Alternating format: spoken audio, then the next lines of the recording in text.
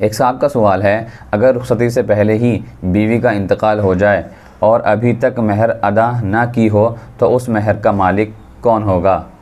मज़कूरा सवाल का जवाब यह है कि अगर रुखसती से पहले ही बीवी का इंतकाल हो जाए तो इस इंतकाल हो जाने की वजह से वो निकाह ताम और मुकम्मल हो जाता है।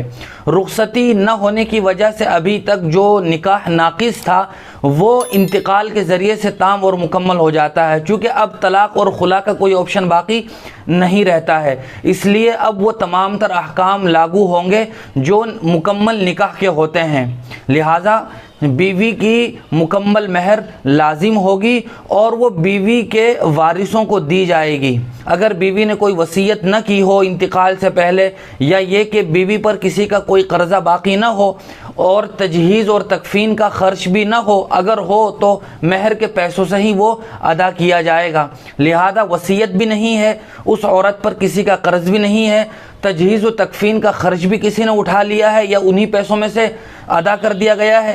तो जो कुछ भी पैसे बचेंगे, तो चूँकि बीवी और शोहर की कोई औलाद है नहीं, शोहर भी उसकी वरासत में हिस्सेदार होगा। महर की आधी रकम वो शोहर को दी जाएगी और बकिया जो आधी रकम होगी वो उस लड़की के यानी बीवी के वालिदैन को, अगर वो ज़िंदा हों, और बहन भाइयों के दरमियान शरई हिस्से के मुताबिक तकसीम की जाएगी।